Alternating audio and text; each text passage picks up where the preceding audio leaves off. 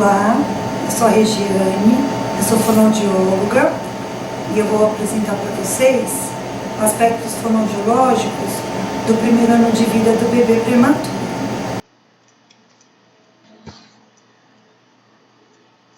O primeiro ano, ele é caracterizado pela fase pré-linguística, que termina com o surgimento das primeiras palavras. Então, depois nós temos os enunciados de uma palavra, as primeiras combinações, as frases simples e as frases complexas.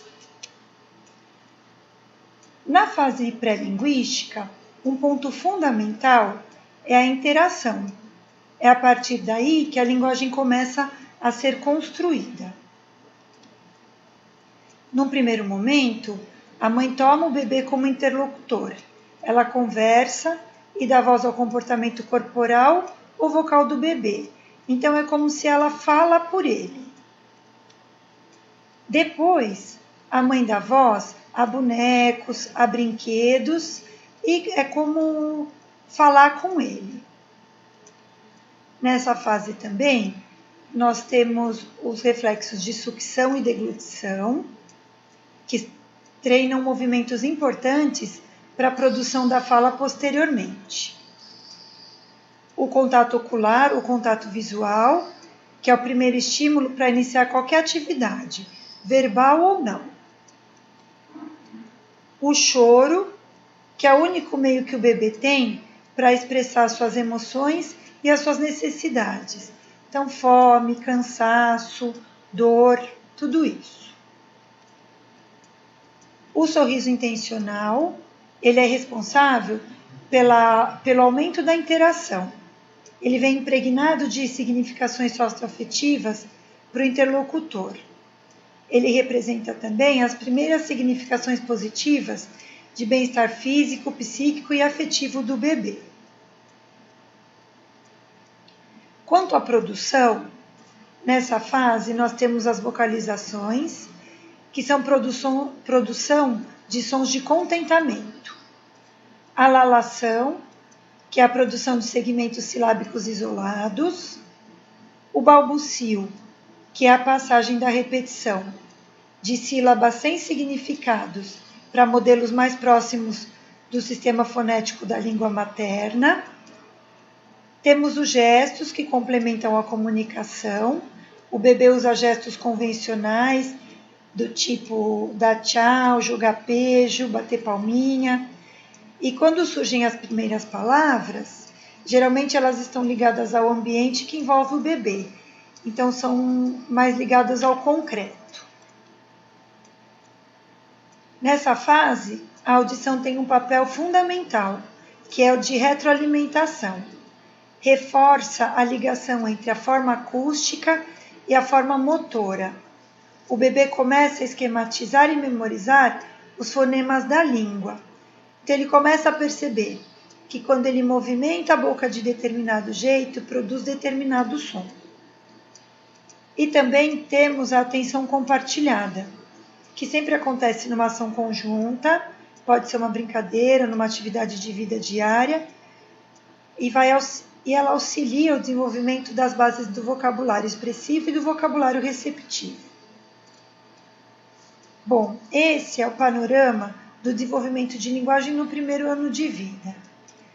Mas como tudo isso vai acontecer no recém-nascido pré-termo? De acordo com a Organização Mundial de Saúde, são considerados pré-termos recém-nascidos com idade gestacional inferior a 37 semanas.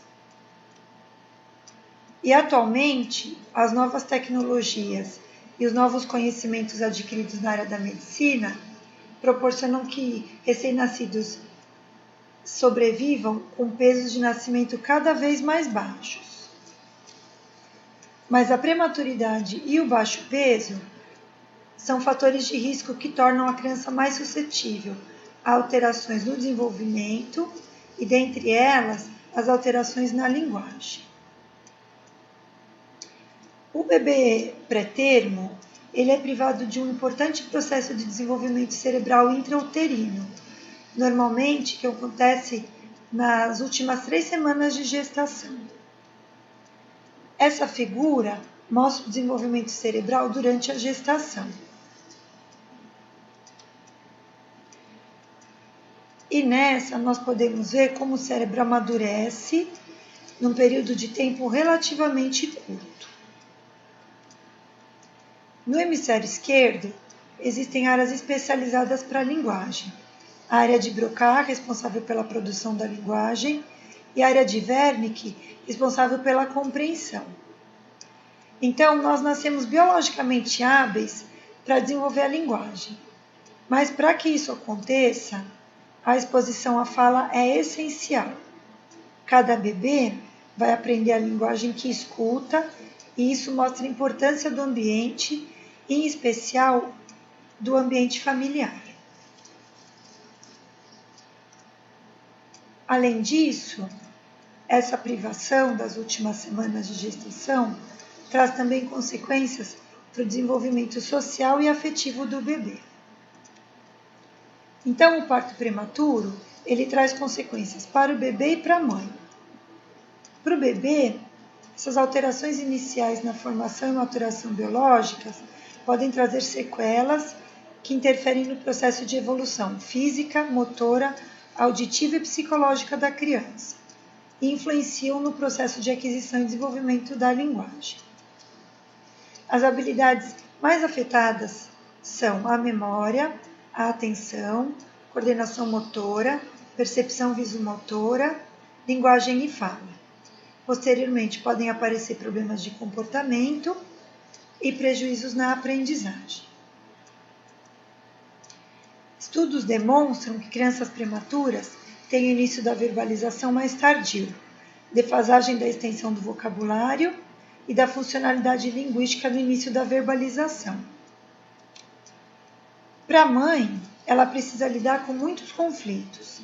A separação imposta ao nascimento, uma menor responsividade do recém-nascido, a partilha do bebê com muitos profissionais e a possibilidade de perda do bebê. Essa situação ela pode influenciar a qualidade das interações que a mãe estabelecerá com o bebê. A díade mãe-bebê merece bastante atenção. E em relação à linguagem, o desenvolvimento de todos os aspectos, vocabulário, a fonologia, a fluência, pragmática, o aspecto discursivo, está intrinsecamente relacionado às trocas sociais da criança com o meio, principalmente com a figura materna, que se apresenta como modelo e elo entre a criança e o meio em que vive. A responsividade materna nos primeiros anos de vida da criança tem um impacto positivo sobre a linguagem receptiva e expressiva. Porém, embora já se saiba de tudo isso, não é fácil predizer o prognóstico do desenvolvimento do bebê pré-termo, pois isso depende da complexa interação de fatores biológicos e ambientais que vão atuar no cérebro imaturo e vulnerável desse bebê e também de fatores de proteção. Os principais fatores apontados na literatura são em relação aos fatores biológicos, uma idade gestacional inferior a 25 semanas, um peso ao nascimento inferior a 750 gramas, alterações graves de ultrassom de crânio, uso de corticoide pós-natal e um perímetro cefálico anormal na alta. Em relação aos fatores ambientais, uma baixa condição socioeconômica familiar, pais dependentes químicos e o nível intelectual da mãe. Por outro lado, existem fatores de proteção, como a participação efetiva dos familiares e o temperamento da criança, que podem modular o prognóstico, minimizando o estresse e ajudando a criança a superar suas dificuldades e ter boa qualidade de vida. Uma pesquisa realizada por fonoaudiólogos mostrou que aos 12 meses de idade, as crianças nascidas a termo apresentam um desempenho linguístico muito superior ao apresentado pelas crianças nascidas pré-termo. Mas aos 18 meses de idade, Não há diferença significativa na fala e na linguagem de crianças nascidas a termo e pré-termo.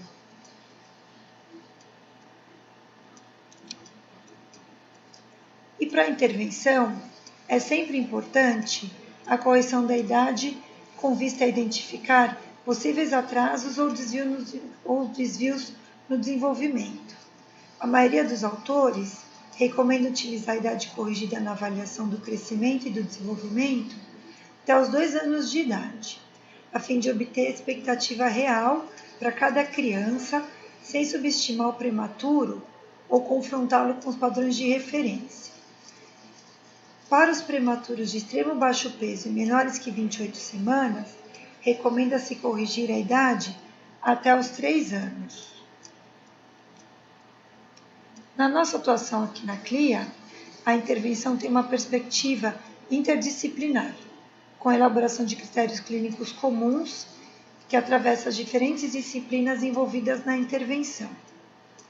Vemos a criança como um sujeito desde o início da vida, realizamos acompanhamento do desenvolvimento auditivo, de linguagem e de fala, e utilizamos instrumentos de avaliação com uma análise quantitativa e qualitativa dos dados.